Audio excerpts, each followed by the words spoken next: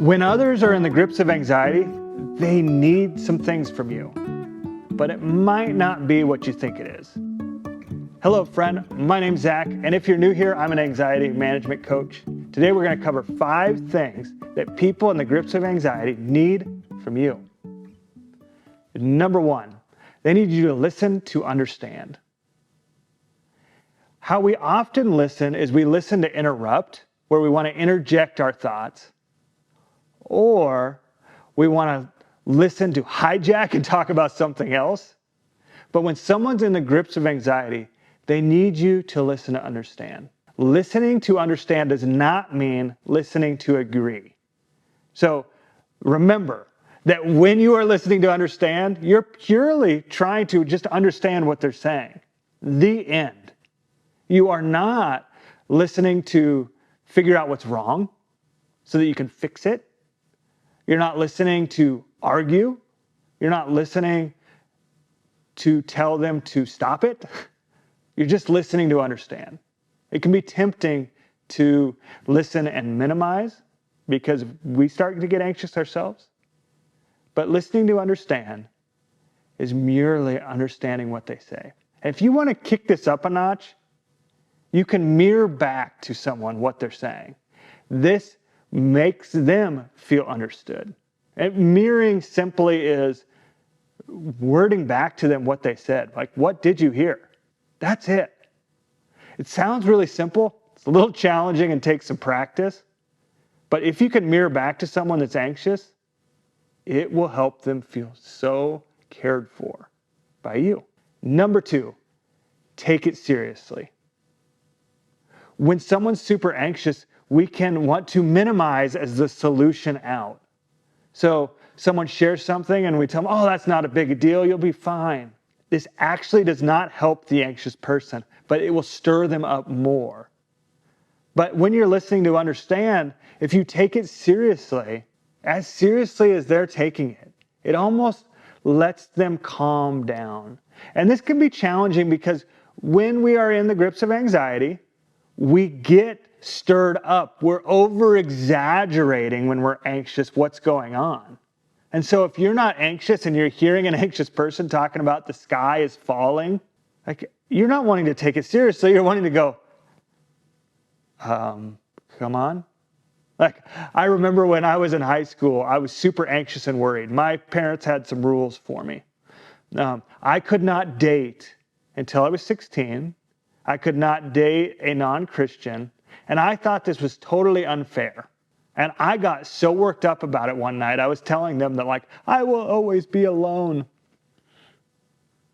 Your rules are so hard. And I was really feeling it. Like that I was answering to Gestapo and there was no way, and I was going to be lonely. And I was playing out this fantasy in my mind that, like, I would never, how could I possibly find someone? If they would have taken me seriously in that moment and just listened, it probably would have calmed me down. Instead, I stayed stirred up for days. For no reason. I mean, I ended up finding my wife. And here's the comical thing about it. She went to my school. We knew each other. But anxiety was convincing me she didn't exist. Number 3, people need you to stay calm yourself. This is difficult. When we minimize other people's problems or them themselves, that's anxiety actually showing up in us. And so if someone's anxious, they need you to stay calm. Man, sometimes some people will be anxious about something that actually makes you anxious yourself. Like, it touches on it. It's too close to home. Maybe it reminds you of your history. Maybe you're worried about them. But staying calm yourself is something people need from you. You can do this by simply noticing that you're getting anxious when they're sharing and naming to yourself what you're anxious about. Please don't tell them what you're anxious about in that moment when they're sharing their anxiety. Keep it to yourself, but notice that you're getting anxious and name it. Number 4, ask curious questions. So once you've mirrored back and you're taking it seriously and you're managing your own anxiety, You're going to want to ask them curious questions about what they're sharing with you, not with judgment questions. That's what questions tend to get asked, right? Why would that bother you? But be curious about it. Here's the thing that's cool. You being curious will reduce your anxiety, and them being curious will reduce their anxiety. So simply asking them, not only are you getting connective as you mirror back and hear them and dig deep, it'll form connections, but it also will reduce both of your anxieties. And you might even come up with some solutions. But remember, the solution is way down here. That is not, you are not trying to come up with a solution to solve anxiety. You may just stumble into solutions as you're curious. And because they have a reduced anxiety level, because you are mirroring back, you're listening to understand, you're taking it seriously, and you're staying calm yourself, they'll actually be able to receive some wisdom that they may need because they've calmed enough. Number 5, they need you to stay out of judgment. We judge a lot. We judge, man, someone shouldn't get anxious about what they're anxious about. Or we judge our life. Oh, yeah? Well, you know what I went through? These are all ways in which judgment sneaks up. And judgment is actually an anxiety response.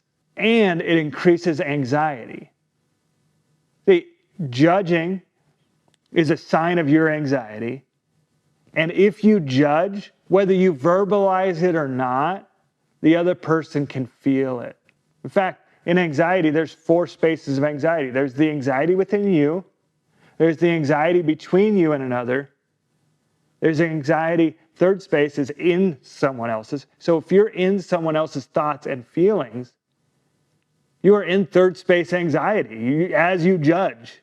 These things are simple, but they are hard to do. So while you practice these 5 things, you're going to succeed on some, you're going to fail on others. Just a word of warning. When you fail at these, be kind to yourself. If you need to apologize, apologize. And if you've gotten this place where you tried and you failed and you apologized and you want a do-over, watch this video right here. It'll help you have a proper do-over.